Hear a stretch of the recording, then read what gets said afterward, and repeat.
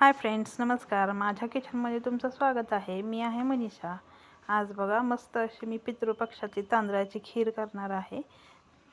पितृपक्षाप्रमाणेच करणार आहे. त्याच्यामध्ये आणखीन तुम्ही वेगळ्या प्रकारे करू शकता, ते आपण पुन्हा करू.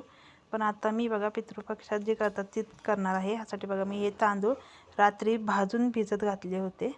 ते आता मी इथे वाटून घेतलेत बघा. खूप बारीक नाही वाटायचं, थोडं दाटसर वाटायचं. इथे मी पाणी ठेवले. हे पाण्यात हे तांदूळ शिजवणार आहे, नंतर दूध टाकणार आहे.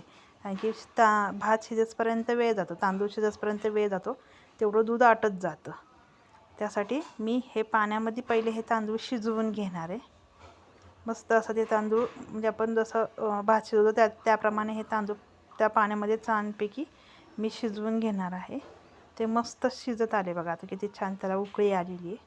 ते बारीक गॅसवरती शिजवायचं. त्याच्यातच मी आता काजू बदाम टाकणार आहे. काजू बदाम तुम्हाला जे ड्रायफ्रूट टाकायचे ते तुम्ही टाकू शकता. पहिले त्याच्यात ते काही भाजत म्हणजे तुपामध्ये काही तळत बिळत नव्हते, डायरेक्ट टाकत होते. त्याप्रमाणे मी ही साधी केलेली आहे ही खीर, म्हणजे करत आहे. आता आपण त्यामध्ये 1 वाटी साखर टाकली आहे. तुमच्या आवडीप्रमाणे गोडी कमी जास्त तुम्ही करू शकता. ही खूप गोड नाही करत, थोडंसं हेच फिक्कीच असते बघा. आता मी मस्त असं ते शिजवून घेतलेलं आहे.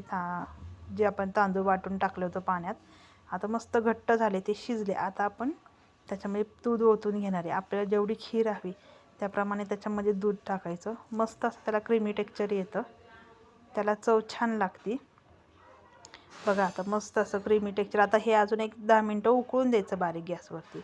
आता ह्याच टायमाने मी त्याच्यामध्ये ही विलायची पावडर टाकलेली आहे आणि मी चारोळे टाकत आहे. एक असं त्या पहिल्याच्यात टाकत होते, पण एक आवडीचे म्हणून मी त्यात चारोळे टाकणार आहे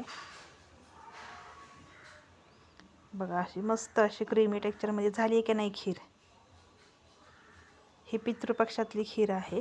ह्यामध्ये असं इतर काही टाकत नाही, ही साधी. पण ह्यामध्येच खवा वगैरे टाकला तर खूप सुंदर लागते. खवा टाका दुधामध्ये कालवून किंवा भाजून वगैरे. अशी ही मस्त, मी आता खोबऱ्याचे कीस टाकलं आहे बघा त्याच्यामध्ये. अशी ही मस्त पितृपक्षातली तांदळाची खीर तयार झालेली आहे बघा. किती छान क्रीमी टेक्स्चर आलं आहे का नाही. एकदा नक्की करून बघा आणि मला कमेंटमध्ये सांगा कशी वाटली. मस्त अशी तांदळाची खीर तयार आहे.